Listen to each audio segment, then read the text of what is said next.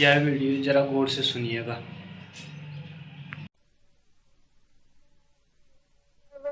विमल पूर्ण सदानंद स्वयं प्रभा क्रियानाशास्त्र चिंतन सूक्ष्मदासन अक्षर वासना प्रक्षयो मोक्ष सजीवन मुक्तिरिष्यते सर्वत्र सर्वतः सर्व ब्रह्ममात्रावलोकनम् सद्भाव भावना दृढ वासनालयरश्मिते प्रमादो ब्रह्मनिष्ठायां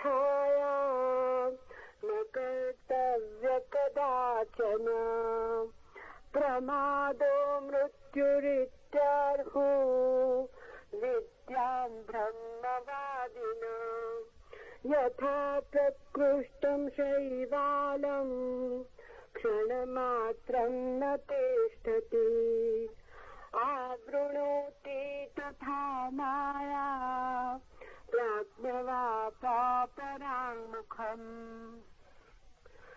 अहंकार को पकड़ने से मुक्त हुआ मनुष्य ही को प्राप्त करता है और फिर चंद्रमा जैसा निर्मल होकर सदा आनंद रूप और स्वयं प्रकाश बनता है। क्रिया का नाश होने से चिंता का नाश होता है और चिंता का नाश होने से वासना का नाश होता है। वासना नाश ही मोक्ष है और यही जीवन मुक्ति कहलाती है। सर्वत्र सब तरफ सबको केवल ब्रह्म रूप देखना, ऐसी सद्भावना दृढ़ होने से वासना का नाश होता है। ब्रह्मनिष्ठा में कभी प्रमाद न करना, क्योंकि यही मृत्यु है, ऐसा ब्रह्मवादी कहते हैं। जिस प्रकार शैवाल को पानी से कुछ हटा भी दिया जाए तो भी वो पानी के बिना ढके नहीं रहता, इसी प्रकार समझदार व्यक्ति भी ब्रह्मनिष्ठा से थोड़ा भी विमुख हो जाए तो माया से उसे लिप्त कर देती है। He alone realizes the self who is free from the clutches of egoism and spotless like the moon. He remains ever blissful and self-illumined. Cessation of action leads to the cessation of anxiety, and cessation of anxiety leads to the ending of desire. The ending of desire is freedom, and this is what is called Jivan Mukti, or freedom in life itself. To see the divine everywhere, in every direction, and in everything is right attitude, and being firm in this attitude brings an end to cravings. Do not be slothful and wavering in your faith in the Supreme, because this is death. So say the knowers of the divine. As water weeds cover up the water, even as they are removed a bit, so does illusion take hold of a wise man if he swerves a bit from his faith in the Supreme Reality.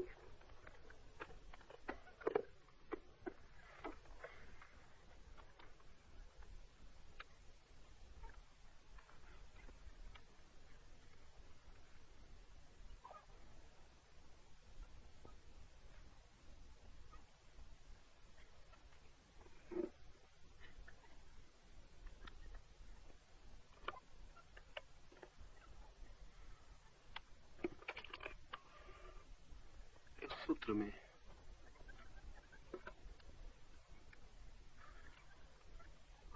बहुत सी मूल्यवान बातें कही गई हैं। मूल्यवान ही नहीं, मौलिक भी। अहंकार को पकड़ने से मुक्त हुआ मनुष्य ही आत्मस्वरूप को प्राप्त होता है। बड़ी गहरी बात इसमें है। अहंकार ने आपको नहीं पकड़ा हुआ है, आपने अहंकार को पकड़ा हुआ है। संसार ने आपको नहीं पकड़ा हुआ है, आपने संसार को पकड़ा हुआ है। दुख नहीं आपको जकड़े हैं, आपकी ही कृपा का फल है। दुख आपका पीछा नहीं कर रहे हैं, दुखों ने कुछ ठान नहीं रखी है आपको दुख देने की, आपके निमंत्रण पर ही आते हैं।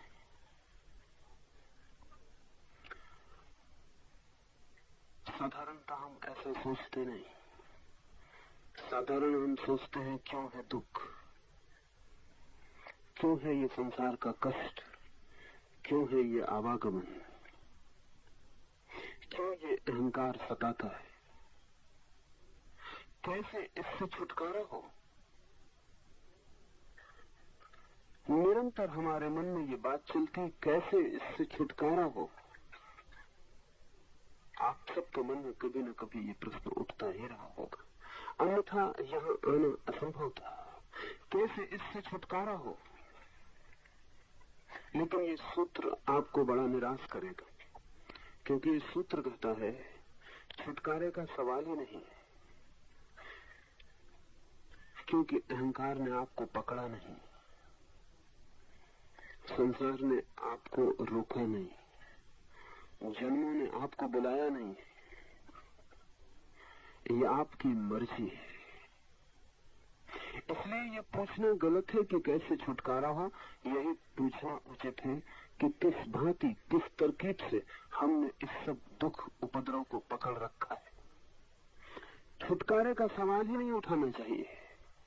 सवाल यही होना चाहिए कि कौन सी है हमारी व्यवस्था, कौन सा है हमारा ढंग कि हम दुख को पकड़ लेते हैं, कि हम दुख को पकड़ते ही चले जाते हैं, कि अपने ही हाथ से हम आरोपित करते चले जाते हैं।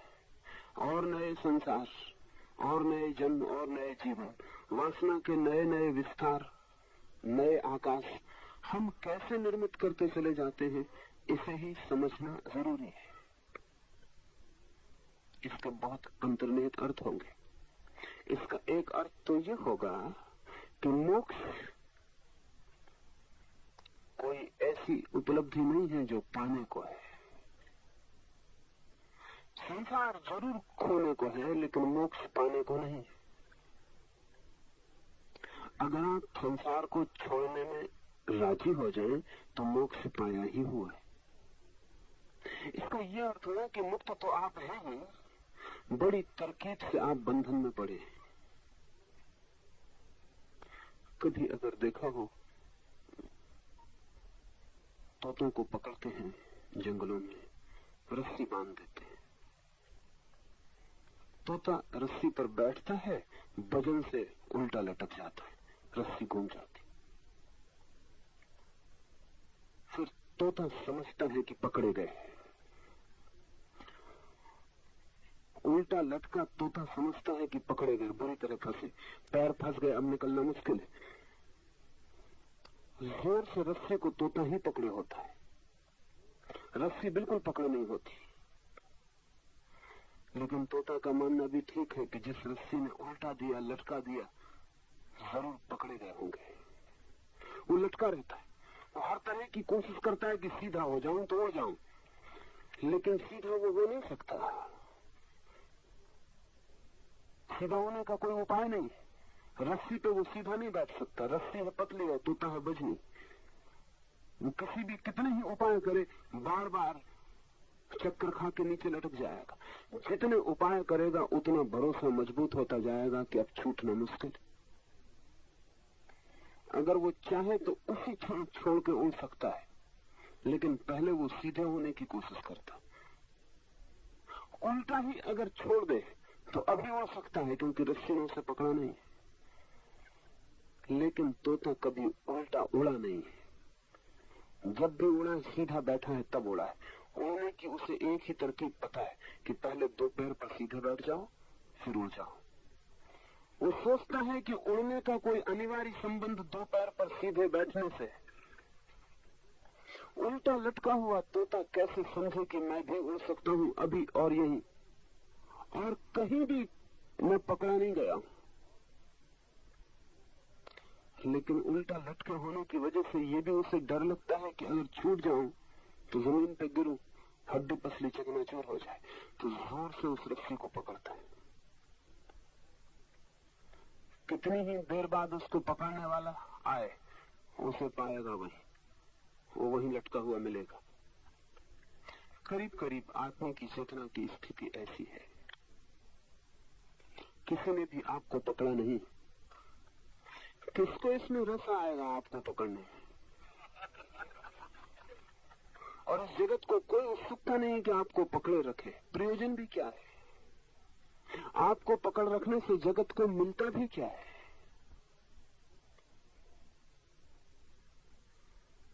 नहीं, किसी की कोई उत्सुकता आपको पकड़ रखने में नहीं। आप पकड़े गए अपने ही द्वारा। कुछ भ्रांतियां हैं जो आपको ख्याल देती हैं कि मैं पकड़ा गया हूं, और बड़ी भ्रांति तो यही है कि आप अपने को इतना मूल्यवान समझते हैं कि सारा जगत आपको पकड़ने को उत्सुक है। ये भी अहंकार है कि सारे दुख आपकी तरफ ही चले आ रहे हैं। इतने दुख, इतना ध्यान देते हैं आप पर। सारे नरक आपके लिए निर्मित किए गए हैं, आपके लिए। आप केंद्र में बैठे हैं, जैसे सारे जगत की व्यवस्था आपके लिए चल रही, और आप केवल रस्सी में लटके हुए एक तोते।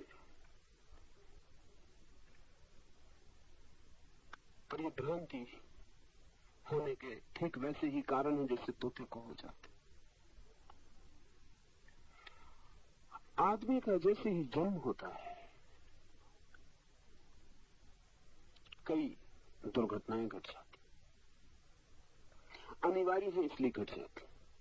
छोटा बच्चा पैदा होता है तो आदमी का बच्चा बिल्कुल असहाय पैदा होता है। ऐसा किसी पशु का बच्चा असहाय पैदा नहीं होता।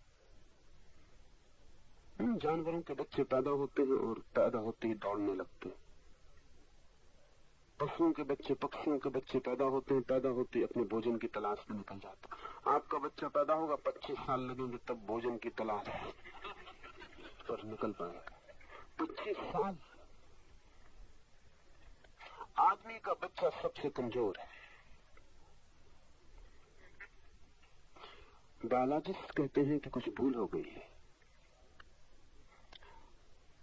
जीव शास्त्री कहते हैं कि आदमी के बच्चे को अगर पूरा पैदा करना हो तो 21 महीने गर्भ में रहना चाहिए,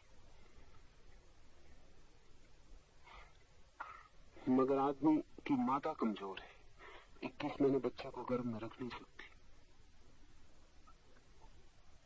इसलिए कुछ जीव शास्त्रियों के हिसाब से पूरी मनुष्य जाति गर्भपात है।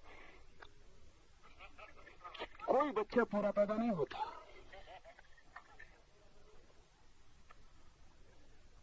सभी बच्चे अधूरे पैदा होते हैं। जानवरों के बच्चे पूरे पैदा होते हैं।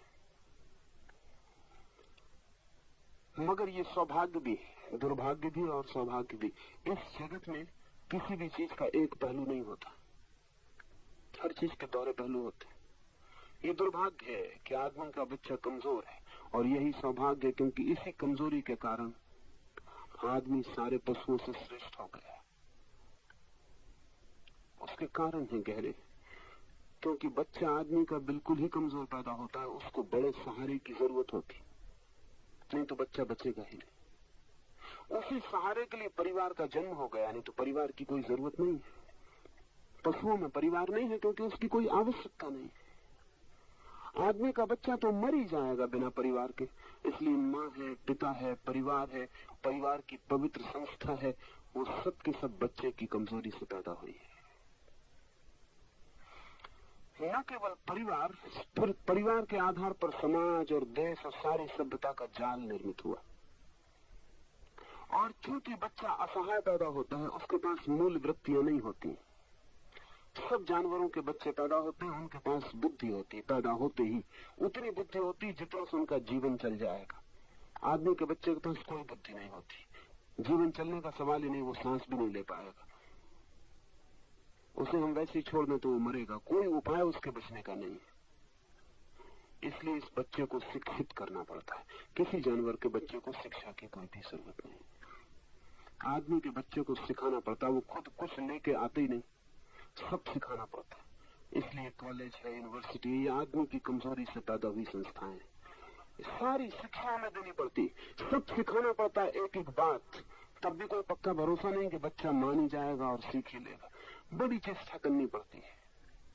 इसलिए सारी शिक्षा और सारे संस्कार का आयोजन आदमी की कमजोरी से हुआ है, लेकिन इस सूत्र से उसका कुछ संबंध है। बच्चा असहाय है, इसलिए बच्चे के प्रति बहुत ध्यान देना पड़ता है माँ बाप को। उस ध्यान के कारण बच्चे को लगता है मैं जगत का केंद्र हूं, सारी दुनिया मेरे आसपास घूम रही। जरा सा रोता है कि माँ भागी आती है, जरा बीमार पड़ता है कि बाप डॉक्टर को लिए खड़ा है। छोटा बच्चा जानता है कि मेरे इशारे पर सब चलता है। जरा सी आवाज, जरा सा रोना, जरा सा दुख और सारा घर उसके आसपास इकट्ठा हो जाता। और बच्चे के लिए घर ही सारी दुनिया है, उसे और दुनिया का कोई पता नहीं। तो बच्चे के मन में एक सहज भ्रम पैदा हो जाता है कि मैं केंद्र हूं जगत का और मेरे लिए ही सब आयोजन है, सब कुछ मेरे लिए हो रहा है, सबकी नजरें मुझ पर टिकी है। ये भ्रांति गहरी बैठ जाती और फिर हम जीवन भर अपने को केंद्र मान के ही चलते रहते। इससे बड़ी पीड़ा होती है। इसलिए अहंकार दुख देता है, क्योंकि ये सच नहीं है। आप केंद्र नहीं है जगत के, आपके बिना जगत बड़े मजे से चलता है। आपके न होने से कोई भी बाधा नहीं पड़ती है, पर आपके मन में कहीं लगता रहता है कि मैं केंद्र हूं, और आप इसी तलाश में रहते हैं कि सारा जगत भी इस बात को स्वीकार कर ले कि मैं केंद्र हूं। यही अहंकार की खोज है। यह सूत्र कहता है, अहंकार को पकड़ने से मुक्त हुआ मनुष्य, वो जो बचपन से अहंकार की धारणा गहरी हो गई है, उसे जो छोड़ने को राजी हो जाता है, वही आत्मज्ञान को उपलब्ध होता है। अनिवार्य है ये, बच्चे के जन्म के साथ इस अहंकार का पैदा हो जाना अनिवार्य है। ये अनिवार्य बुराई है, लेकिन इस पर ही अटक जाना, इस पर ही रुक जाना सारा जीवन का विनाश हो जाता है, क्योंकि तब हम उस तत्व को जानने से वंचित ही रह जाते जो हमारे भीतर छिपा था। उसको हम जान ही तब पाएंगे जब हम अहंकार को छोड़ दें। क्यों इतना जोर है अहंकार को छोड़ देने पर धर्म का? अहंकार को छोड़ देने पर इसलिए जोर है कि जिस आदमी को यह ख्याल है कि मैं जगत का केंद्र हूं, वो अपने भीतर अपने केंद्र को जानने से वंचित रह जाता है। वो एक झूठे केंद्र को अपना केंद्र मान के जीता है, जो कि केंद्र नहीं है। जो आदमी केंद्र हो जाता है, यह मिथ्या केंद्र दूसरों पर निर्भर होता है, इसीलिए अहंकार से दुख मिलता है। आप कहते हैं कि मैं अच्छा आदमी हूं, तो आप मेरे अहंकार को बल देते। कल आपने मुझसे कह दिया कि नहीं, वो हमारी भूल थी, आप अच्छे आदमी हैं नहीं। आपने अहंकार को जो ईंट दी थी मेरे, जिससे मैंने भवन बनाया था, वो आपने वापस ले ली। मेरा मकान गिरने की हालत में हो जाता। अहंकार का निर्माण है दूसरों की नजरों से, दूसरों के विचारों से। दूसरों पर निर्भर है अहंकार। और ध्यान रखिए, जो दूसरों पर निर्भर है वो आपका केंद्र नहीं हो सकता। जिसका होना ही दूसरों पर निर्भर है वो आपका केंद्र नहीं हो सकता। तो कौन क्या कहता है, इसकी हम बड़ी चिंता करते हैं। कौन अच्छा कहता है, कौन बुरा कहता है। एक मित्र मेरे पास आए थे, उन्होंने कहा मेरी तकलीफ ही यही है। वो मौजूद हैं, उनकी तकलीफ, उन्होंने कहा मेरी तकलीफ ही यही है कि कोई छोटी छोटी बातें लोग कह देते हैं जिनका कोई मूल्य नहीं, लेकिन मुझे इतनी पीड़ा हो जाती है कि मैं रात भर नहीं सो पाता। उदाहरण के लिए उन्होंने कहा कि दुकान पर मैं कपड़ा लेने गया, कपड़ा मुझे लेना था लेकिन पसंद नहीं पड़ा। दुकानदार ने कहा कि जाइए, भी पहले से पता था आपकी शक्ल देख कि आप कपड़ा खरीदेंगे नहीं।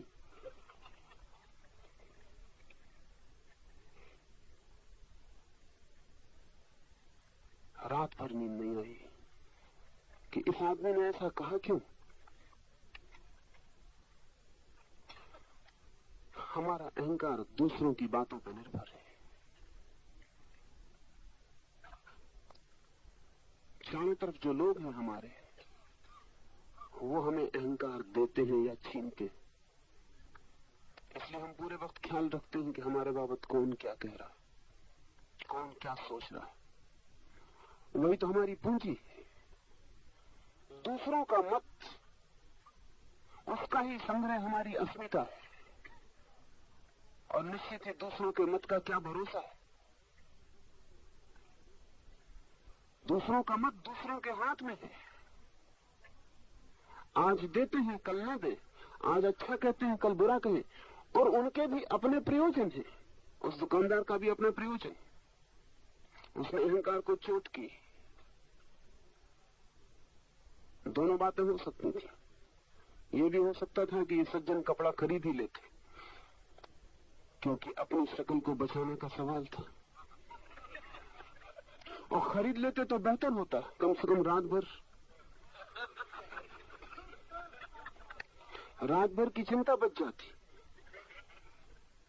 लेकिन तब दूसरी चिंता पकड़ती कि जो कपड़ा नहीं खरीदना था वो मैंने खरीद क्यों लिया।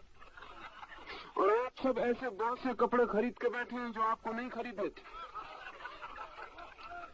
लेकिन कहीं कहीं अहंकार कहता है कि खरीद ही लो।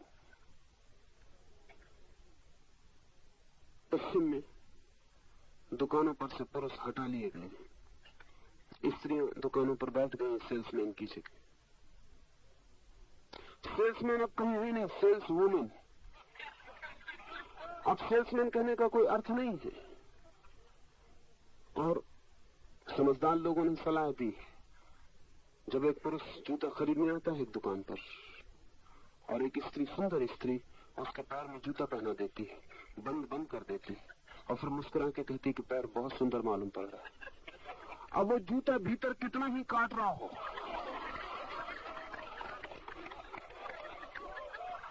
अब उसे खरीदना मजबूरी है। अब उसे खरीदना ही होगा। अब ये मामला जूते का है ही नहीं। अब आप कुछ और खरीद रहे हैं, जूता केवल बहाना है। हम सब ऐसी चीजें खरीदे बैठे। हमारी पूरी जिंदगी इसी तरह का जोड़ है। अहंकार इस सब का संग्रह है जो हमने दूसरों की आंखों से चमक चुरा ली है, उसको जोड़ लिया। वही हमारा टिमटिमाता दिया है। लेकिन दूसरे हमेशा मालिक है। वे जिस दिन चाहे खींच ले। बड़े से बड़ा नेता हो, अनुयायी से बड़ा नहीं होता, हो नहीं सकता, क्योंकि सारी नेतागिरी अनुयायी के हाथ में होती है। आज भी है, कल वापस ले ले। इसलिए कितना ही बड़ा नेता हो, अनुयायी का भी अनुयायी होता है। उसके पीछे उसे चलना पड़ता है। उसे देखना पड़ता है अनुयायी किस तरफ जा रहा है, दौड़ के उसके आगे हो जाता है। देखना पड़ता है अनुयायी किस तरफ जा रहा है, कहां है रुख हवा का। बस इतनी कुशलता करता है कि दौड़ के उसके आगे हो जाता है। और पूरे वक्त इसलिए नेता रोज अपने वक्तव्य को बदलता रहता है। उसको बदलना पड़ता है। वो अनुयायी को ख्याल में रखना, उससे मिला हुआ अहंकार है, पद है, प्रतिष्ठा है, सब मिली हुई है, सब उधार है। और जो उधार है वो आप नहीं है। ये सब नहीं मिला था तब भी आप थे। मौत इस सब को छीन लेगी तब भी आप होंगे। आपने एक झूठा केंद्र निर्मित कर लिया। और इस केंद्र से अगर आप अपने को एक समझ बैठे हैं तो फिर आप असली केंद्र को खोजेंगे क्यों? आप तो मान के ही चल रहे हैं यही है असली केंद्र। क्या है आपकी तस्वीर अपनी आंखों में? दूसरों के हाथों से बनाई हुई तस्वीर है। दूसरों ने लकीरें खींची हैं कैनवस पर, किसी ने रंग भर दिया है, किसी ने आंख बना दी, किसी ने पैर बना दिए, वही आप है। ये तस्वीर कागजी है, वर्षा का एक झोंका इसके रंगों को उड़ा देता है।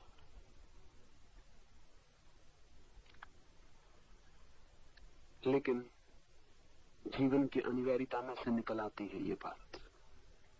मनस्विद कहते हैं कि बच्चे को पहले बोध होता है दूसरे का, खुद का नहीं होता। स्वाभाविक है। बच्चा जब आंख खोलता है तो देखता है अपनी मां को। खुद को तो कैसे देखेगा? दूसरा दिखाई पड़ता है, तू दिखाई पड़ता है।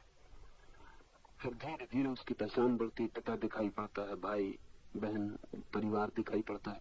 धीरे धीरे उसे तू का अनुभव होता है, दूसरे का। और इस तू के विपरीत ही वो अपने मैं को अनुभव करना शुरू करता है। मैं का अनुभव पहला नहीं है। ये बड़े मजे की बात है।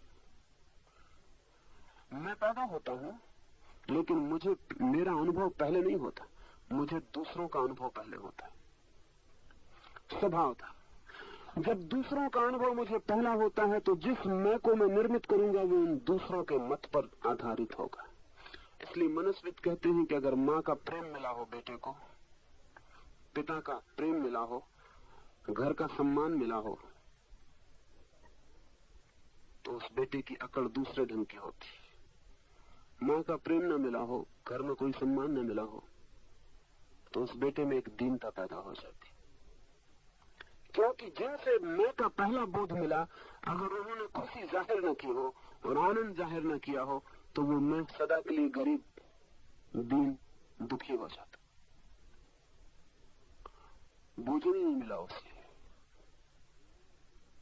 इसलिए जो बच्चा माँ के बिना पलता है, उसमें एक कमी सदा के लिए रह जाती, जिसको मनोवैज्ञानिक कहते हैं पूरा किया ही नहीं जा सकता। क्योंकि उसके पहले मैं का बोध ही पंगु हो जाता है। जिससे मिलना थी ये समझ कि मैं कौन हूं, जिस तू से पहली झलक मिलनी थी मैं की, उसमें कोई झलक ही न थी।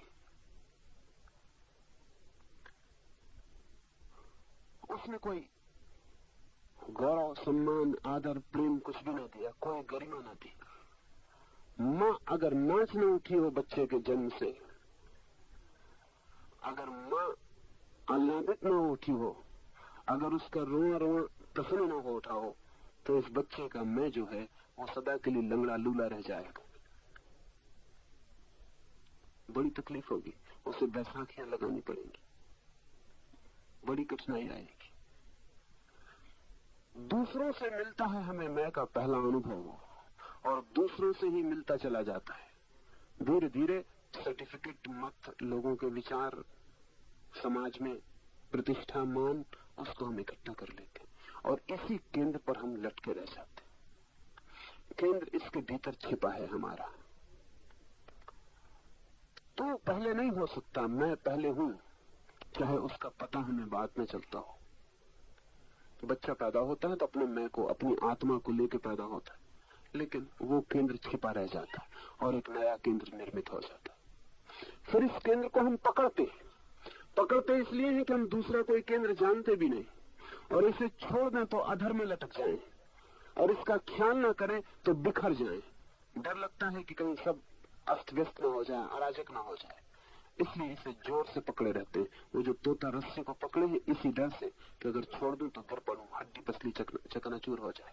हम भी इस मैं को पकड़े रहते हैं क्योंकि और कुछ पकड़ने को दिखाई भी नहीं पड़ता, इसी के सहारे चलते हैं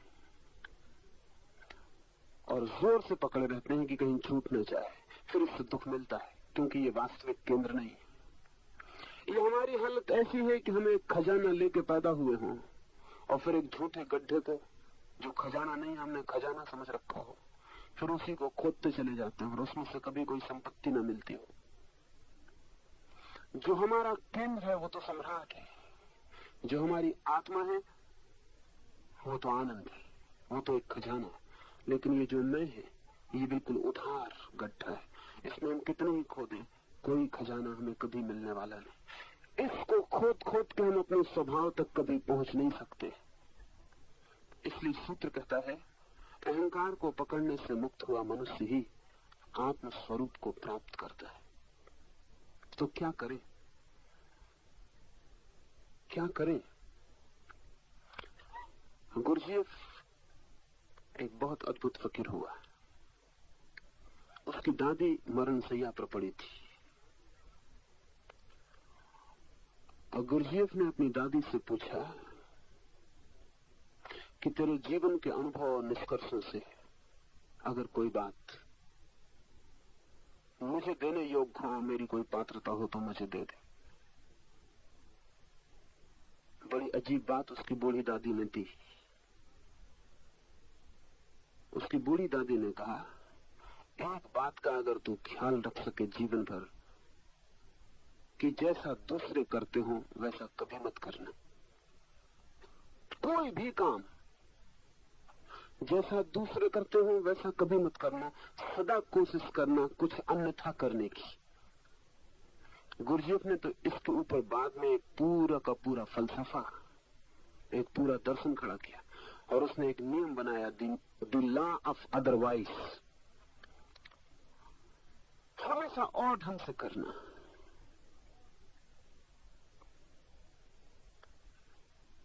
गुरुजीएफ ने इसकी चेष्टा की और एक अनूठा आदमी पैदा हुआ।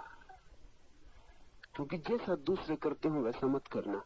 बड़े परिणाम हुए इसके। पहला परिणाम तो ये हुआ कि जैसा दूसरे करते हुए अगर आप वैसा ही करें तो ही आपके अहंकार को पुष्टि मिलती है। तो आपके अहंकार को पुष्टि देने वाला कोई भी नहीं मिलेगा। लोग आप पे हंसेंगे। गुरुजीएफ ने कहा है कि मेरी दादी ने मुझसे कहा कि मैं मरने के करीब हूं, मुझे पता भी नहीं चलेगा कि तूने मेरी बात मानी कि नहीं मानी। तो मरने के पहले मुझे तू उदाहरण एक करके दिखा दे।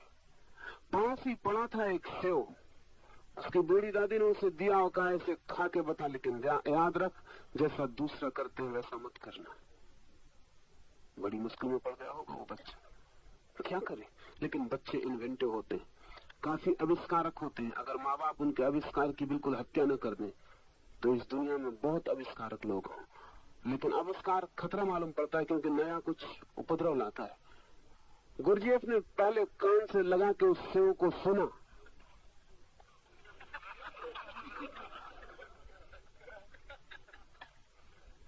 आंख के पास लाके देखा, चूना, हाथ से स्पर्श किया आंख बंद करके, उस सेव को लेके नाचा, उछला कूदा, दौड़ा, फिर उस सेव को खाया। उसकी दादी ने कहा मैं आश्वस्त। फिर गुरुजीएफ ने कहा ये मेरी जिंदगी का नियम हो गया कि कुछ भी काम करो दूसरे जैसा न करना, कुछ ना कुछ अपने जैसा करना।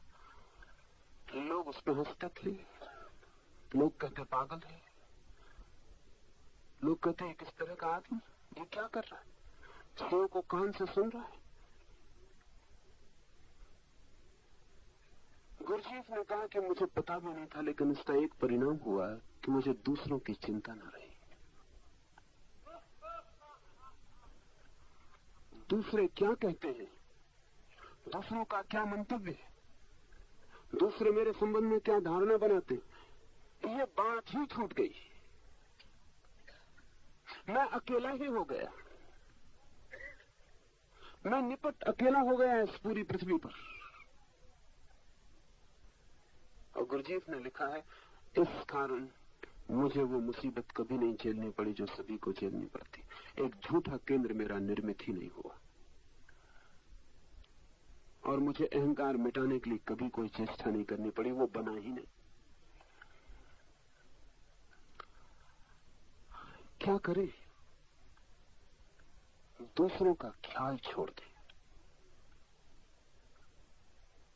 सुबह मैं देखता हूं आप ध्यान कर रहे हैं, करते भी हैं, ख्याल भी बना रहता है कि कोई देख तो नहीं रहा, कोई क्या कहेगा। एक मित्र आज ही आए थे, वो कहते थे आप जो भी बताएं अकेले मैं कर लूंगा। यहां इतने लोगों के सामने अकेले में कोई लाभ ना होगा, कोई लाभ ना होगा, क्योंकि ध्यान के लाभ तो बहुआयामी है। इतने लोगों के सामने आपके पागल होने की हिम्मत आपके अहंकार को बिखरा जाती। इतने लोगों के सामने आपका बच्चे जैसा व्यवहार आपको अचानक आपके अहंकार से हटा के केंद्र पर फेंक देता है। अकेले में ये बात ना होगी। अकेले में तो अपने बाथरूम में सभी गुनगुना लेते हैं और अपने बाथरूम के आईने में सभी मुंह बिचका लेते हैं, बच्चे ही नहीं बूढ़े भी। वो तो आईने कहते नहीं कथाएं,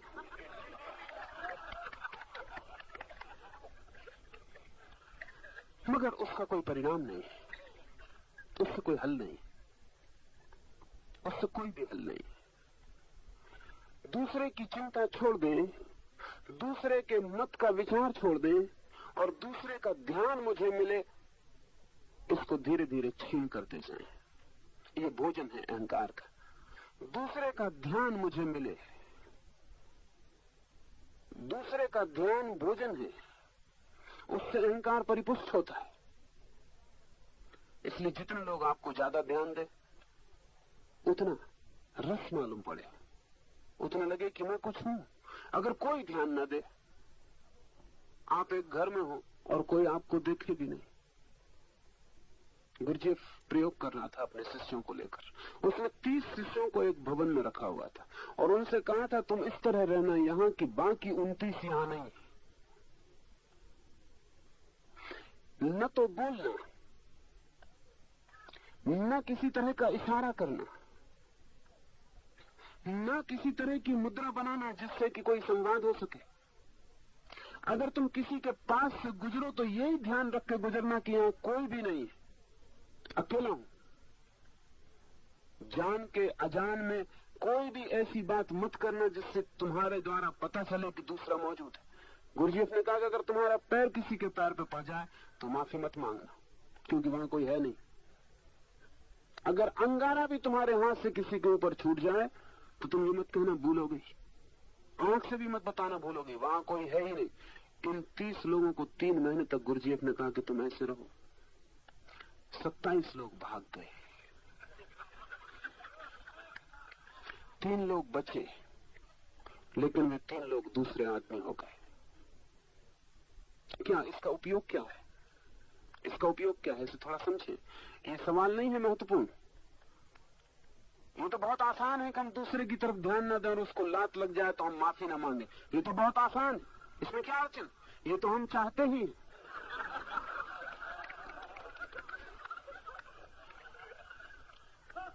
लेकिन क्या अर्थ क्या है?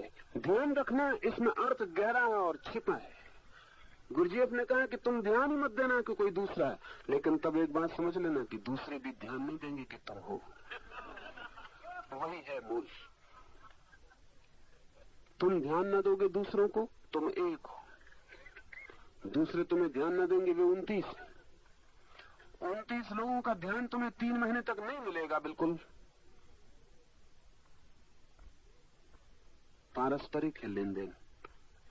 मैं आपको ध्यान देता हूं, आप मुझे ध्यान दे देते। लेन देन है, मैं आपके अहंकार को भर देता हूं, आप मेरे को भर देते। लेकिन दोनों तरफ आवागमन बंद हो जाएगा। वे 27 लोग जो भाग गए, उनका कारण क्या था? उनमें से अनेक लोगों ने कहा कि हमें ऐसा लगने लगा कि हम सफोकेट हो रहे हैं, हम मर जाएंगे, हमारी गर्दन घुट रही। उनकी गर्दन नहीं घुट रही थी, उनके अहंकार की गर्दन घुट रही थी। उन्हें लग रहा था कि 3 महीना और कोई भोजन न मिलेगा अहंकार को, लौटेंगे बाहर तो खाली हो जाएंगे। वो जो 3 रुक गए हिम्मत करके, वो 3 महीने बाद दूसरे आदमी होकर लौटे। उनमें क्या फर्क पड़ गया था? आसपास के उन 3 आदमियों में एक था जो रुक गया। उसने पीछे कहा कि अद्भुत था ये आदमी गुरुजी, क्योंकि 3 महीने में हमें ख्याल ही ना था कि हमारे अहंकार को मिटाने का उपाय किया जा रहा है। हम तो समझे थे कि ये प्रयोग हमारी शांति, हमारे मौन के लिए करवाया जा रहा है। हमें बताया भी नहीं गया था कि तुम्हारा अहंकार मर जाएगा। 3 महीने के बाद हम ऐसे हो गए जैसे हो ही ना, होना भर रह गया। कहीं कोई मैं का स्वर नहीं उठता था। जिस दिन भीतर कोई मैं का स्वर नहीं उठता, उस दिन आप अपने वास्तविक मैं पर खड़े हो जाते। उस वास्तविक मैं का नाम है आत्मा। और तब स्वभावतः चंद्रमा जैसा निर्मल हो जाता है व्यक्तित्व, सदा आनंद में और स्वयं प्रकाश। वहां प्रकाश है ही, वहां आनंद है ही। बस जरा सा मैं से एक छलांग लगानी उस आत्मा पर। वहां निर्मलता है ही, वहां की निर्मलता कभी खंडित नहीं हुई।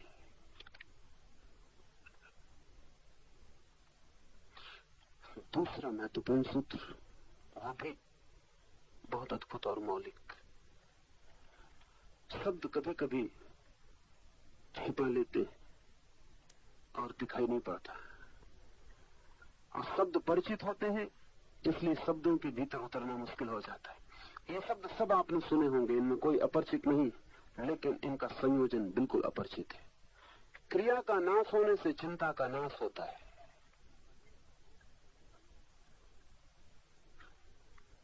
और चिंता का नाश होने से वासना का नाश होता है। वासना नाश मोक्ष, और यही जीवन मुक्ति है। क्रिया का नाश होने से चिंता का नाश होता है। चिंता को तो हम सभी नष्ट करना चाहते हैं। कौन है आदमी जो चिंता से मुक्त न हो जाना चाहता हो? लेकिन कर्ता से हम मुक्त नहीं होना चाहते, चिंता से मुक्त होना चाहते हैं, कर्ता से मुक्त नहीं होना चाहते। और कर्ता की छाया है चिंता। जो आदमी सोचता है मैं कर रहा हूं ये, वो चिंता से नहीं बच सकता। उस पर चिंता बढ़ती चली जाएगी, और जितना ही वो आदमी सोचेगा मैं कर रहा हूं, उतनी ही चिंता बढ़ती चली जाएगी। पूरब के लोगों ने बड़ी तरकीबें खोजी थी। उसमें एक तरकीब ये थी कि मैं नहीं कर रहा हूं, परमात्मा कर रहा है। एक ध्यान की व्यवस्था थी। ये व्यवस्था थी कि उसकी आज्ञा के बिना पत्ता भी नहीं हिलता। ऐसा है नहीं कुछ, एक एक पत्ते के लिए आज्ञा देनी पड़े उसको, तो अभी तक परमात्मा पागल हो जाता। तो एक एक पत्ते को कहना पड़े हिलो, बंद हो जाओ। नहीं, कोई परमात्मा एक एक पत्ते को हिलाने रोकने के लिए नहीं बैठा हुआ है, लेकिन इसका उससे कोई संबंध भी नहीं है। उसकी आज्ञा के बिना पत्ता नहीं हिलता। ये तो ध्यान की एक व्यवस्था थी, एक उपाय था। क्योंकि जो आदमी ऐसा मान लेता है उसकी आज्ञा के बिना पत्ता भी नहीं हिलता, वो धीरे धीरे मैं करता हूं ये भाव छोड़ने लगता है। करता वो है, मैं कुछ भी नहीं उपकरण। वो हिलाता है तो हिलता हूं, वो चलाता है तो चलता हूं, वो उठाता है तो उठता हूं। जब लोग ऐसा सोचते थे कि उसके द्वारा सब हो रहा है और हम केवल कठपुतलियां हैं, तो एक बड़ी घटना घटी थी इस दुनिया में। पूरब के मुल्क एकदम चिंता मुक्त हो गए थे। पूरब ने जितना निश्चिंत समय जाना है जमीन पर और कहीं नहीं जाना गया, और अभी पश्चिम जितना चिंता से भरा हुआ समय जान रहा है उतना चिंता से भरा समय भी कभी नहीं जाना गया। पर उसका कारण वही है, क्योंकि पश्चिम में ईश्वर संदिग्ध हो गया, भाग्य की धारणा व्यर्थ हो गई। मैं नहीं कहता कि भाग्य की धारणा सही है, लेकिन भाग्य की जो उपाय व्यवस्था थी कि भाग्य सब कर रहा है तो फिर हम करता नहीं रह जाते, वो समाप्त हो गया। पश्चिम में न कोई ईश्वर बचा, न कोई भाग्य बचा, न कोई नियति बची। सारा जुम्मा आदमी पे पड़ गया, मैं कर रहा हूं, तो जो भी कर रहा हूं मैं कर रहा हूं, क्योंकि इसको हटाने के लिए कोई जगह न रही। ईश्वर हो या न हो इससे अंतर नहीं पड़ता। लेकिन अगर आप अपने कर्तव्य को ईश्वर पे छोड़ सके, न हो तो भी आप पर तो परिणाम शुरू हो जाता है कि आप निश्चिंत हो जाते। पश्चिम में चिंता घनी हो गई है। अमेरिका के मनोवैज्ञानिक कहते हैं कि 4 आदमियों में 3 आदमी मानसिक रूप से रुग्ण हैं। 4 आदमियों में 3 आदमी। ये चौथा आदमी भी कितनी देर तक इन 3 के बीच बचेगा? ये 3 सब उपाय कर रहे हैं उसको भी डुबा देने के। बड़ी संख्या हो गई। 4 में से 3 आदमी अगर मानसिक रूप से अस्त व्यस्त रुग्ण हो गए, क्या कारण होगा?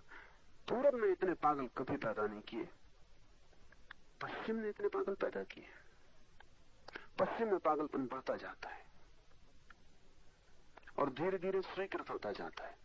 फ्रायड ने तो अंत में यह स्वीकार कर लिया जीवन भर के अनुसंधान के बाद कि आदमी को सुधारने का वस्तुतः कोई उपाय नहीं।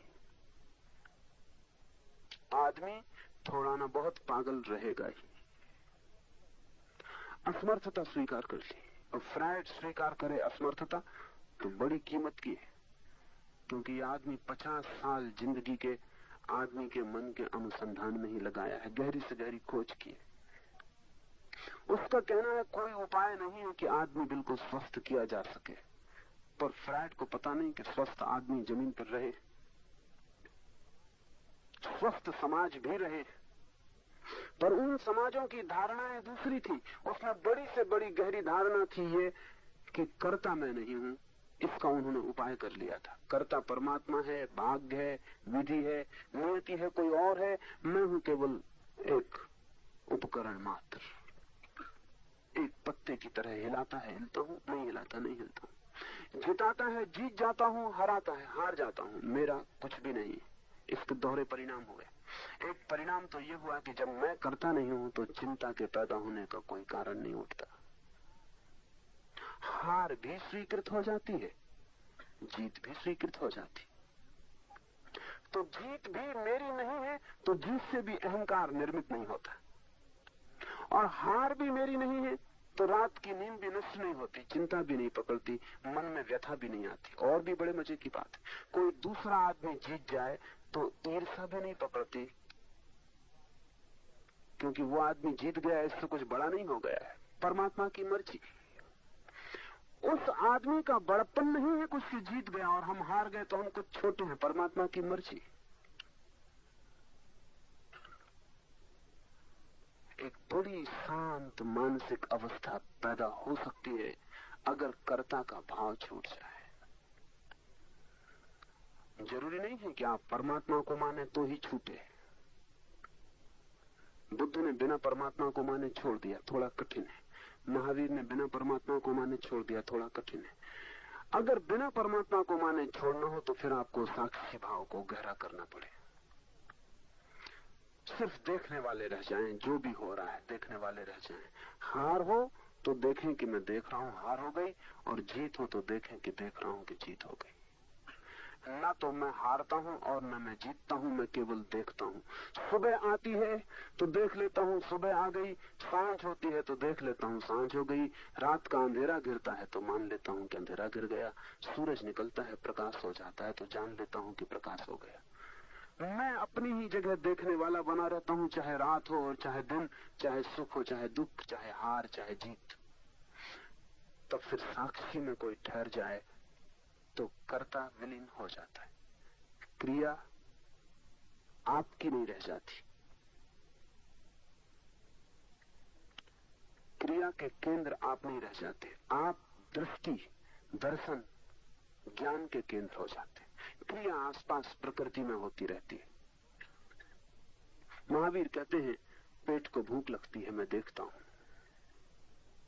पैर में कांटा चुभता है, पीड़ा होती है पैर को, मैं देखता हूं।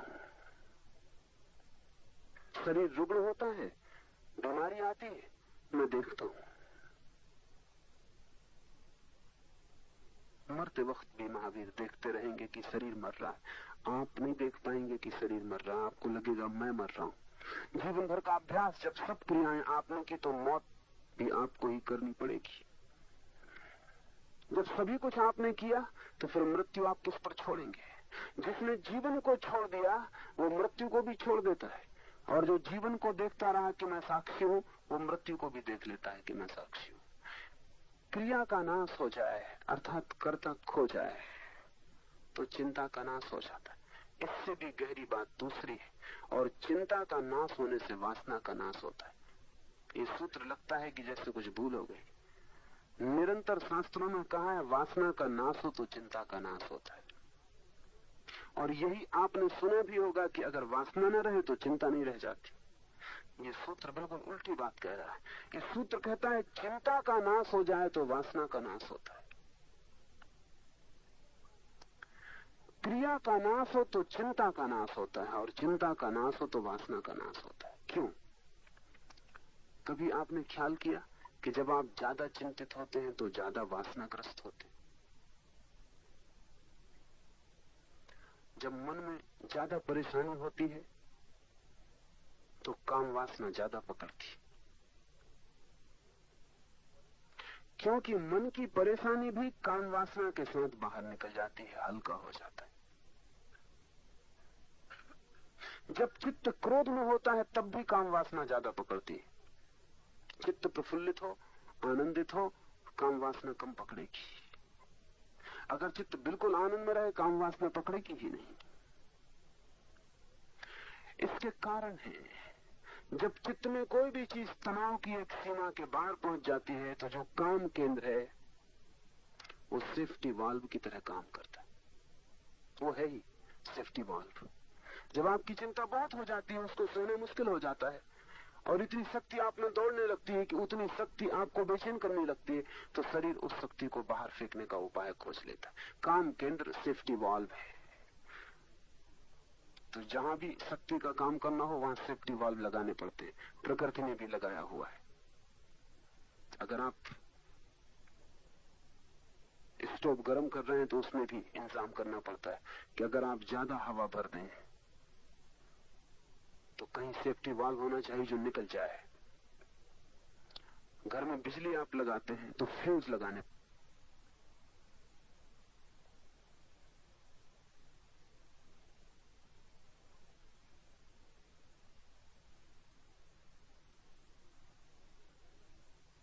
जैसे ही ज्यादा शक्ति खींचने की स्थिति बनेगी फ्यूज टूट जाएगा और शक्ति निष्कासित हो जाएगी, आप बच जाएंगे। शरीर ने भी सेफ्टी वाल्व है, वो बायोलॉजिकल है।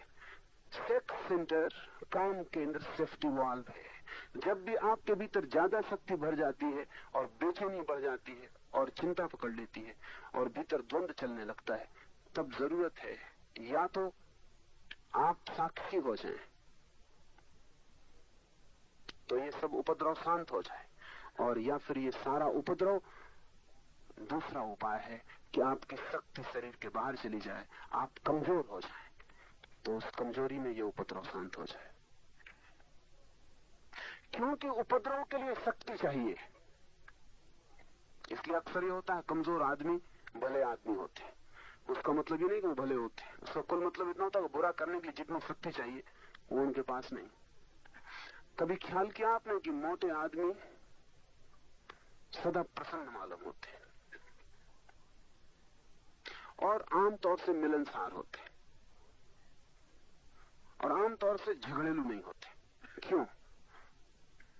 अगर आप पूछे फिजियोलॉजिस्ट से, शरीर शास्त्री से, तो वो कहता मोटा आदमी लड़ नहीं सकता, लड़े तो पिटेगा, तो मिलनसार हो जाते, क्योंकि वो झंझट, वो लड़ने का काम हो नहीं सकता उनसे, करेंगे तो उसमें पिटेंगे, इसलिए वो मुस्कुराते रहते हैं। मुस्कुराहट का मतलब ये कि कोई झगड़ा नहीं करना है किसी से, तो सब ठीक है, झगड़े में नहीं उतरना है। मोटा आदमी भाग नहीं सकता, और झगड़ा हो तो दो ही उपाय है, या तो लड़ो या भागो, वो दोनों नहीं कर सकता, झगड़ेलू नहीं रह जाता। मगर उसका ये मतलब नहीं कि झगड़ा समाप्त हो जाता है।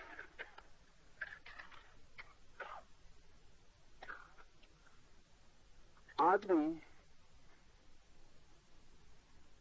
की सारी व्यवस्थाएं हैं भीतर, उनके प्रति होश से भरना उपयोगी है।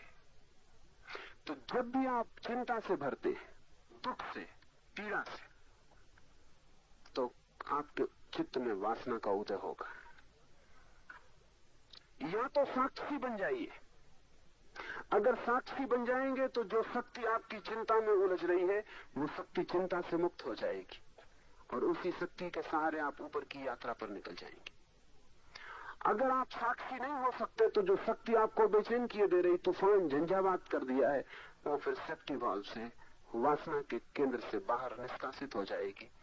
आप कमजोर हो जाएंगे, आपको लगेगा हल्के हो गए, लगेगा रिलीफ, विश्राम मिला। फ्रायड ने तो सेक्स को, काम वासना को नैसर्गिक ट्रैंकुलाइजर कहा है कि वो विश्राम देने वाली दवा है। पुरुष दिन भर का थका मांदा जमाने के उपद्रव चिंताओं से घिरा हुआ लौटता है, अगर उसे काम वासना से शक्ति को बहाने का मौका मिल जाए तो रात शांति से सो जाता। और इसी वजह से स्त्रियां काम में इतना रस नहीं लेती, क्योंकि उनको बहुत जल्दी समझ में आना शुरू हो जाता है कि पुरुष के लिए वे केवल सेफ्टी वाल्व का काम कर रही। उनको तत्काल ये पता चल जाता है कि प्रेम वगैरह कुछ भी इसमें है नहीं, मामला इंस्ट्रूमेंटल है। उनको समझ में आ जाता है कि पुरुष के लिए धीरे धीरे धीरे धीरे वो केवल एक उपकरण बन गई है जिनके माध्यम से वो अपनी शक्ति को फेंक देता है और सो जाता है। और अक्सर ये होता है कि पुरुष संभोग के बाद करवट लेकर सो जाता और स्त्री रोती रहती। उसके कारण है क्योंकि स्त्री का इससे ज्यादा और गहन अपमान नहीं हो सकता कि उसका उपयोग वस्तु की तरह कर लिया जाए। मेरे पास न मालूम कितनी स्त्रियां आके कहती हैं तो उन्हें काम वासना में जरा भी रस नहीं। उसका कारण ही नहीं कि उन्हें रस नहीं है, उसका कुल कारण यह है कि पुरुष ने उनका उपयोग केवल एक वस्तु की तरह किया है। इससे रस विरस हो गया है। अन्यथा ऐसा नहीं कि रस नहीं है, असलियत उल्टी है। स्त्रियां ज्यादा कामातुर हैं पुरुषों से, उनके पास ज्यादा ऊर्जा है काम की, लेकिन दिखाई नहीं पड़ती वो कामातुर, बल्कि बिल्कुल ही रसहीन मालूम पड़ती है। पुरुष को भी वो ऐसा मान के चलती है कि ठीक है, निपटारा हो जाता है, झंझट मिटी। बाकी कोई रस स्त्रियां लेती नहीं मालूम पड़ती। उसका कारण ये नहीं कि उनके भीतर कोई वासना नहीं है, उसका कुल कारण इतना है कि वासना में उन्हें लगता है कि वो केवल वस्तु की तरह उनका उपयोग किया जा रहा है। व्यक्तित्व उनका वस्तु जैसा समझा जा रहा है, इससे पीड़ा होती। पर इसके दो दूसरे परिणाम होते हैं। पुरुष तो काम वासना से निकाल लेता है अपनी ऊर्जा को, स्त्रियां क्या करें? इसलिए स्त्रियां झगड़ेल, उपद्रवी, कर्कशा, वो दूसरे रास्तों से 24 घंटे निकालती, क्योंकि उनके लिए सेफ्टी वाल्व बंद हो गया। उनके लिए तो ये सिर्फ एक बात रह गई कि ठीक है पुरुष का उपाय है, लेकिन फिर स्त्रियां कर्कश हो जाती हैं। बड़ी उल्टी बात है। स्त्रियों को होना चाहिए ज्यादा मधुर, पर ये होता नहीं। होना चाहिए ज्यादा सौम्य, लेकिन ये होता नहीं। होना चाहिए संगीत जैसा, लेकिन ये होता नहीं। क्या बात है, कहीं कुछ नैसर्गिक भूल-चूक व्यवस्था में हो रही है, और वो व्यवस्था में ये हो रही है कि जो निकास का सहज मार्ग उनके लिए हो सकता था वो अवरुद्ध हो गया। उसके प्रति उन्होंने रस त्याग कर दिया, और साक्षी बनना तो मुश्किल है। इसलिए अब वो सारी शक्तियां घूमती हैं और अलग अलग मार्गों से निकलती हैं। हाथ से बर्तन छूट जाएगा स्त्री का, तो चीनी का होना चाहिए तब छूटेगा, टूट जाएगा। उसके टूटने से निकास हो रहा है। इसलिए आप बिल्कुल चार्ट बना सकते हैं कि किन दिनों में आपके घर बर्तन ज्यादा टूटते हैं।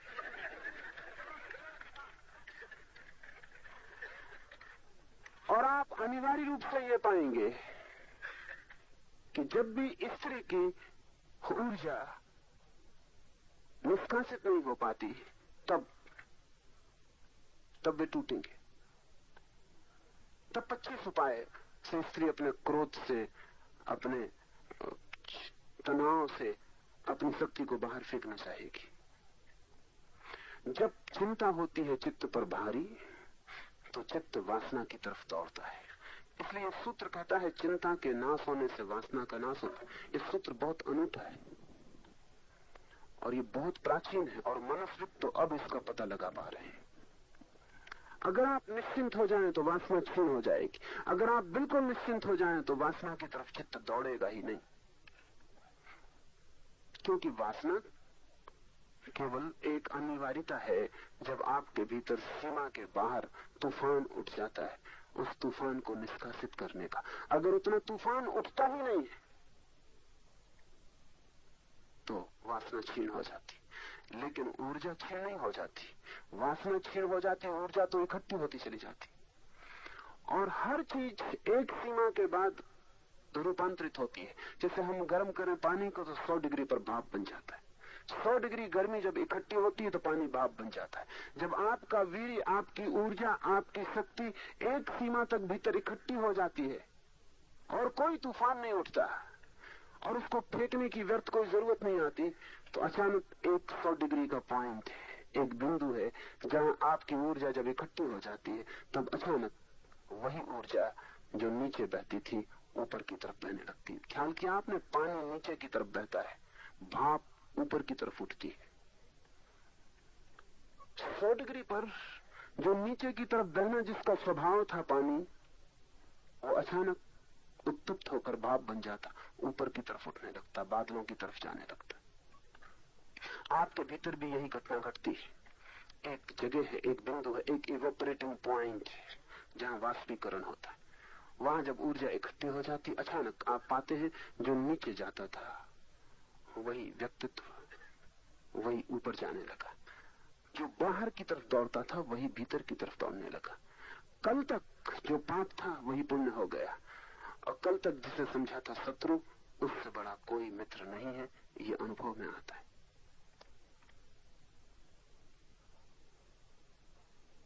वासना नाश मोक्ष। जब कोई वासना नहीं तो आप मुक्त हैं, और जीवन में ही मुक्त हुआ जा सकता है। कोई मर के मुक्त होने की जरूरत नहीं। और जो जीवन में नहीं हो पाता वो भरोसा ना रखे कि मर के हो जाएगा, क्योंकि मरते आप वही हैं जो आप जीते थे। जैसे जीते थे वैसे ही मरेंगे। मरने से कोई और घटना घटने वाली नहीं। जीवन की ही अंतिम परिणति है मृत्यु। जीवन में ही अभी और यही जो मुक्ति को जान लेता, मोक्ष को जान लेता, उसकी ही मृत्यु भी मोक्ष बनती है। सर्वत्र सब तरफ सबको एक ब्रह्मरूप देखना, ऐसी सद्भावना से वासना का नाश होता है। ब्रह्मनिष्ठा में कभी प्रमाद न करना, क्योंकि वही मृत्यु है, ऐसा ब्रह्मवादी कहते हैं। जिस प्रकार शैवाल को पानी से कुछ हटा भी दिया जाए तो भी वो पानी को बिना ढके नहीं रहता, बार बार ढक लेता है, इसी प्रकार समझदार व्यक्ति भी ब्रह्मनिष्ठा से थोड़ा भी विमुख हो जाए तो माया उसे ढक लेती है। इसलिए सतत होश रखने की जरूरत है। एक क्षण को भी होश खोने से काम नहीं चलेगा। उस समय तक होश रखने की जरूरत है जब तक कि जरा सा भी शैवाल, जरा सा भी घास पात भीतर मौजूद रह गया है। जब समस्त घास पात बीज रूप से दग्ध हो जाए तब होश रखने की कोई भी जरूरत नहीं, क्योंकि तब होश स्वभाव बन जाता है।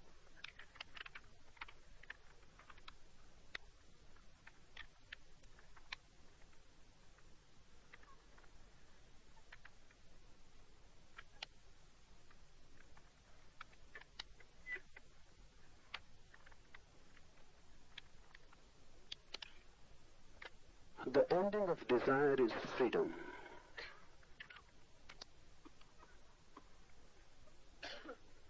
Freedom is not something you can achieve from without. You are not imprisoned by someone else, by others, by the world. You are imprisoned by your own desiring mind. Desiring is the slavery. The more we desire, the more we become slaves. But why? Why desire is a slavery? Because the moment one desires, one has become dependent. Now, if the desire is fulfilled, only then you can be happy. If the desire is frustrated, you will become a victim of suffering. And no desire is ever fulfilled. Desire as such leads into frustration. That's why the more one desires, the more suffering one creates around himself. Not only suffering, but dependence also. If I desire someone, something,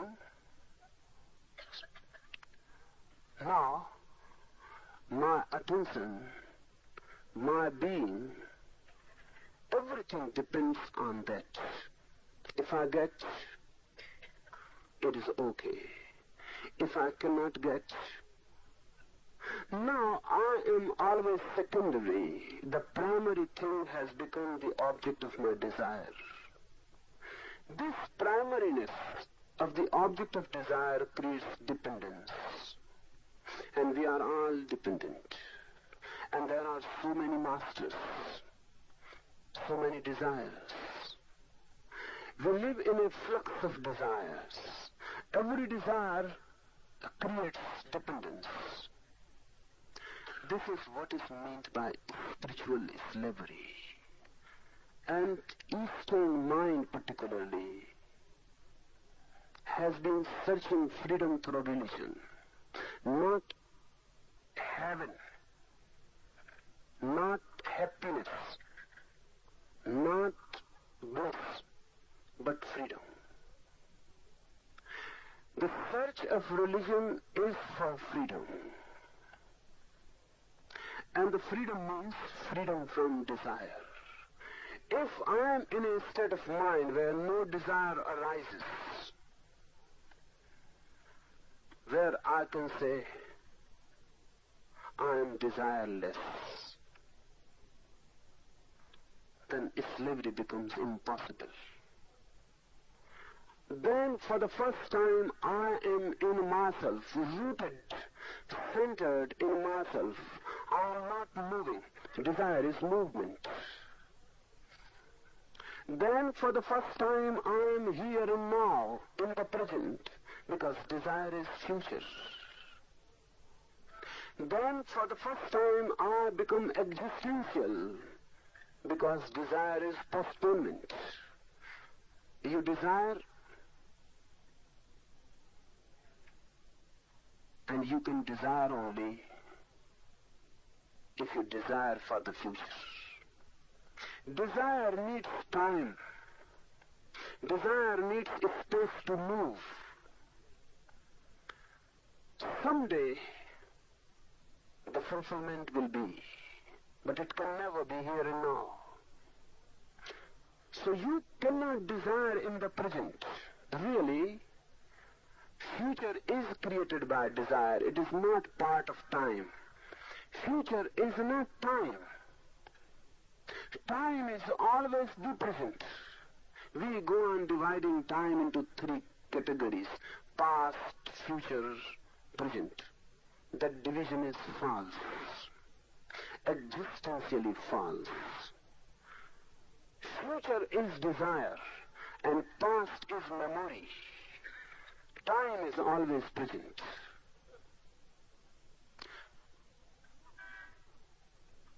There is no future time and there is no past time.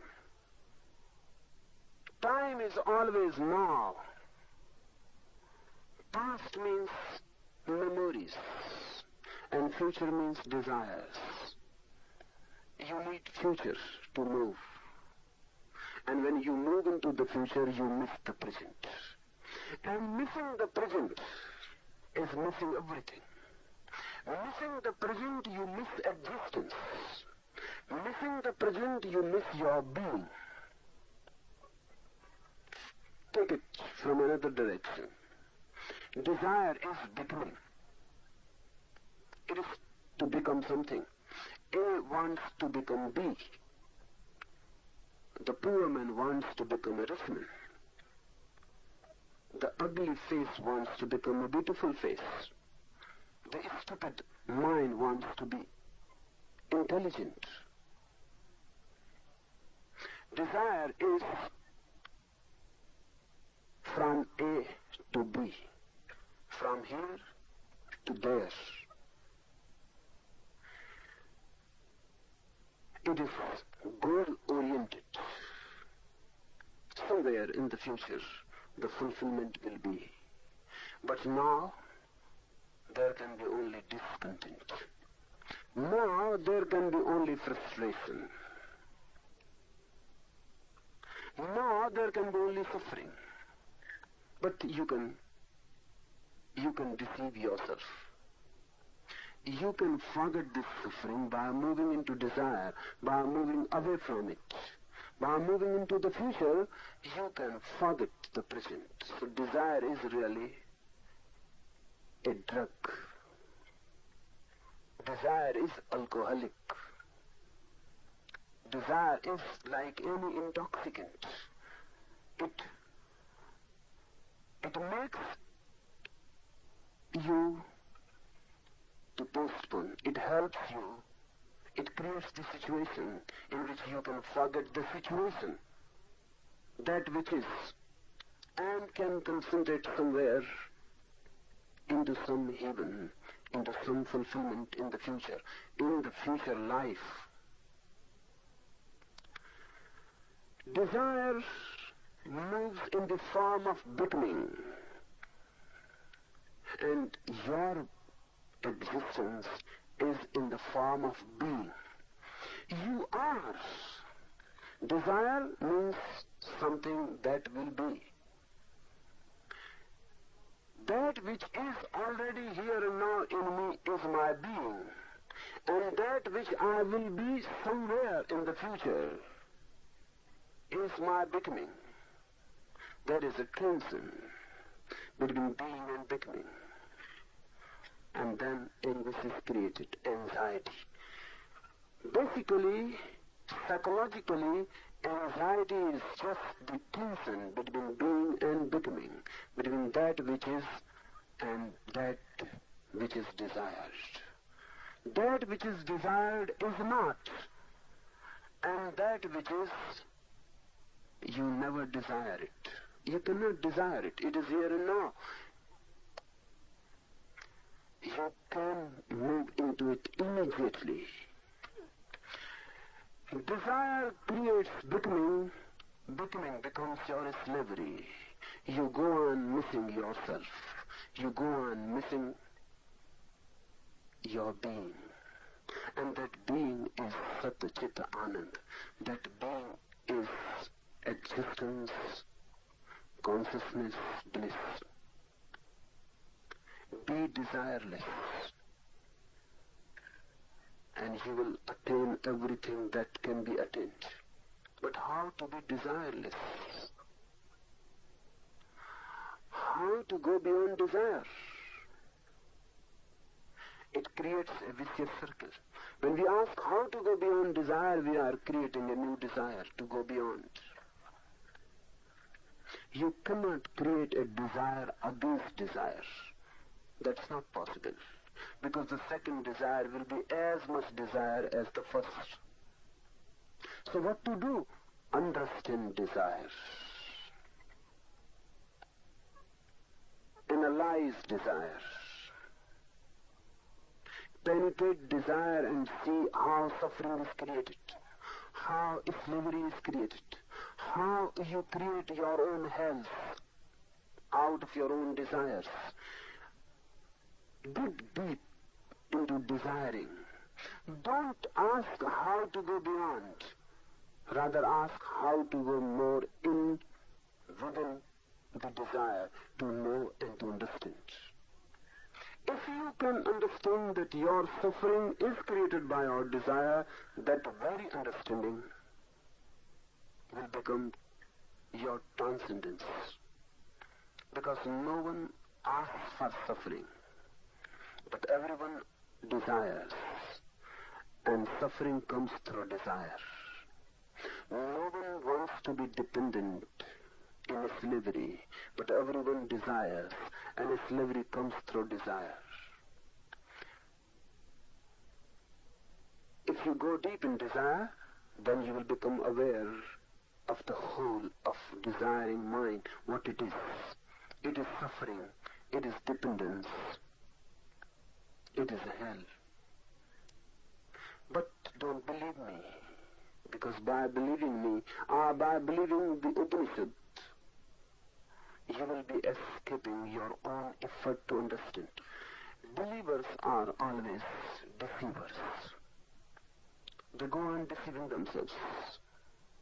They don't want to understand desire, so they say, if you say that desire is suffering, we will believe in it.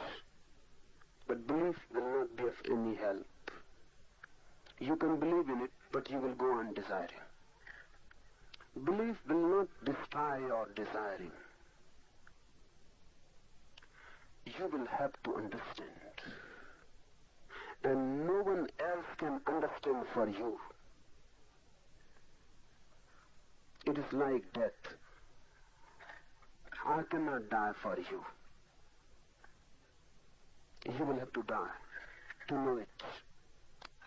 Understanding is like love. I cannot love for you. You will have to love it. You will have to move yourself. Servants cannot do. Howsoever rich you are, you cannot engage servants for your love.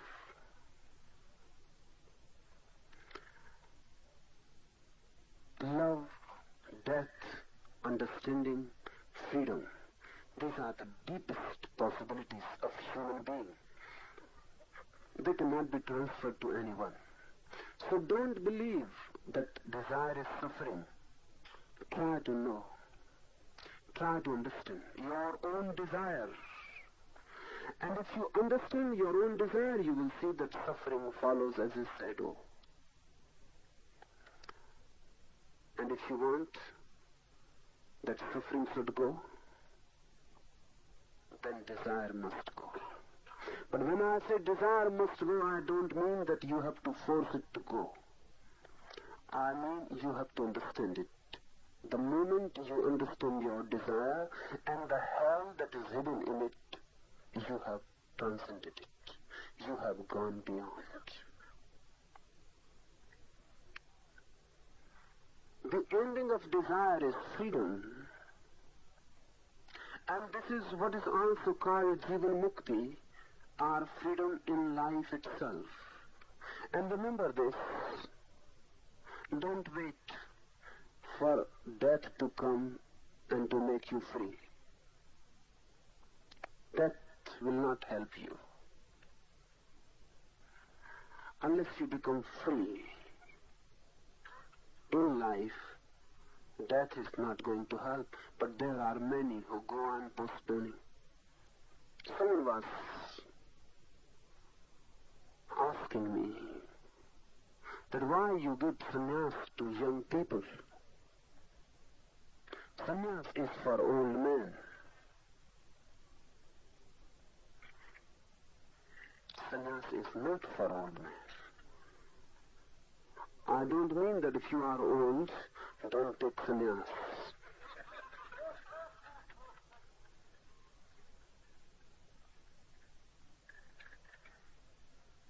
It is late, but never too late. Why we think that religion is not for young people?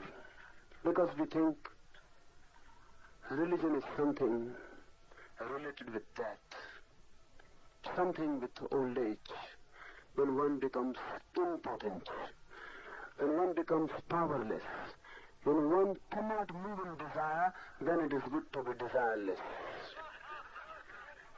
Then it is good to renounce. When you cannot do anything, renounce the world.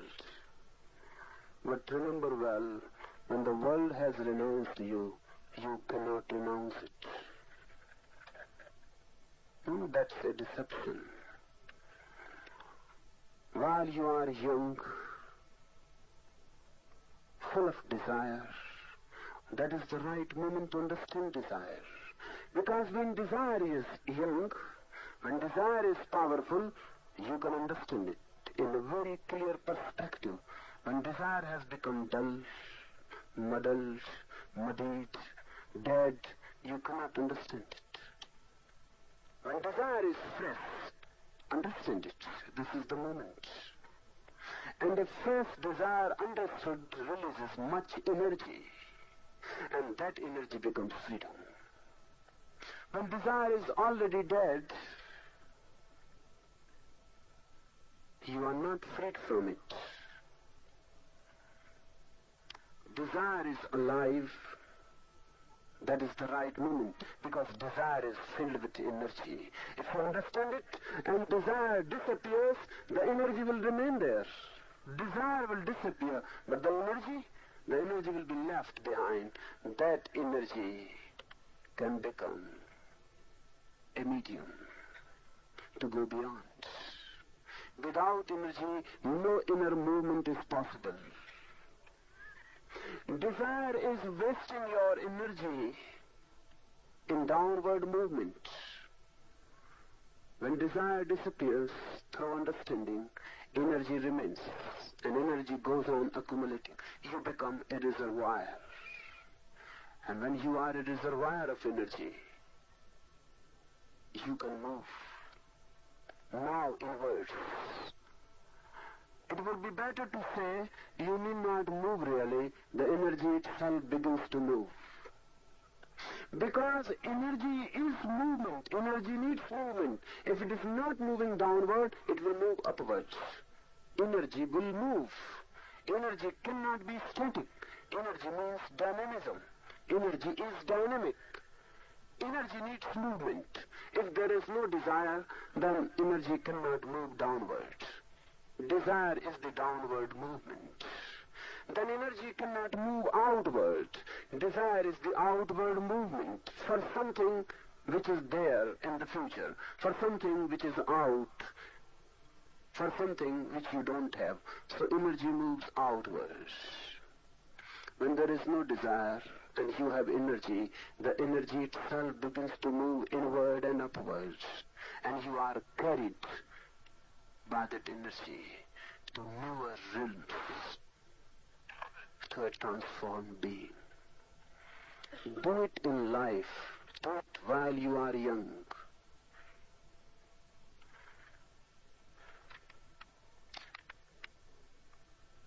Do not be slothful and wavering in your faith in the Supreme, because this is death, so say the knowers of the divine. A very beautiful definition of death. Death is not what you call it. A man is dying. We call it death. It is not.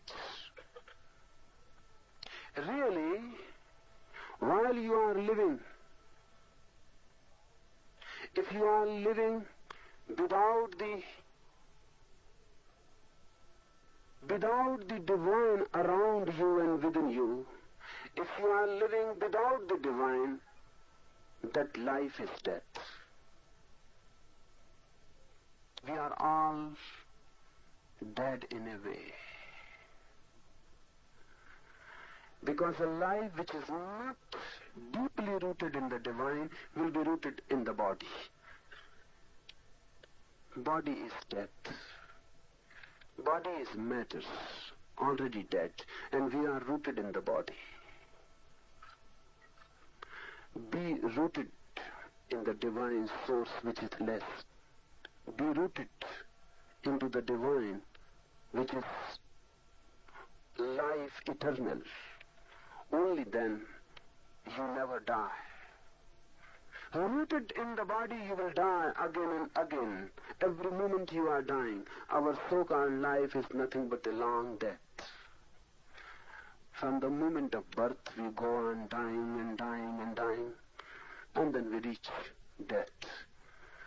That death is just a culmination of a long process. The sutra says, don't be slothful and wavering in your faith in the knowers of the divine.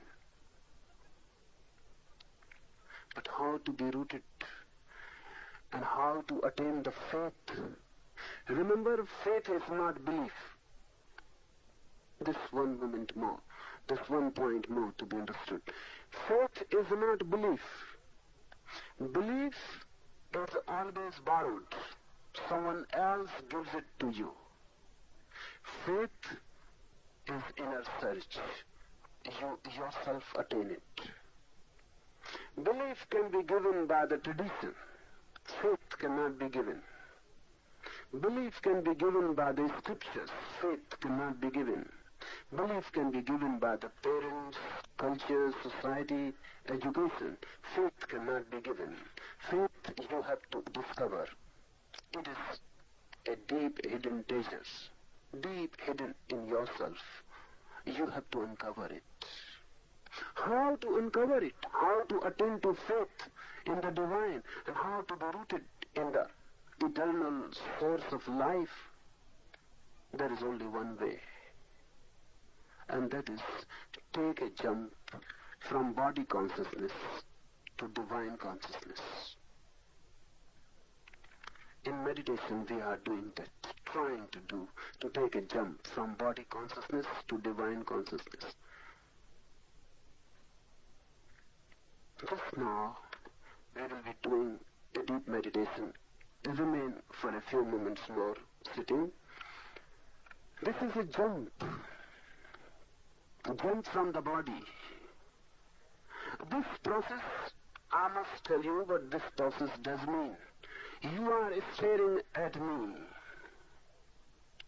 If your stare is total, you will become related to me immediately. Through your stare, eyes are the least material part in the body. And the energy that moves through the eyes is your consciousness, your attention. For 30 minutes, if you are staring at me, your energy is moving towards me through the eyes. If the energy moves in a total, in a whole process, not fragmentary, not partial, you will forget your body completely. And then you will be jumping constantly. That jumping is to help your energy to jump inside. That jumping is not just a body exercise. Body is jumping, and you are staring at me. Your jumping body, your jumping exercise will help the energy to jump inside. Sparks will come through your eyes towards me. While you are jumping, you are constantly using the sound whoo, whoo. That too is a hammering inside. When you say whoo, your energy moves upwards. When you say whoo, the sound goes deep to the sex center and hammers it. And the sex energy hammered begins to move upward. And you are jumping, and you are staring at me. This whole pattern helps you towards a jump from the body to the divine consciousness.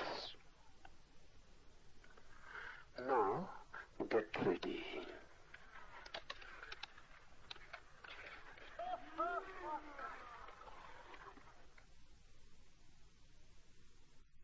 अगर यह video आपको अच्छी लग रही हो तो video को like और चैनल को सब्सक्राइब करें।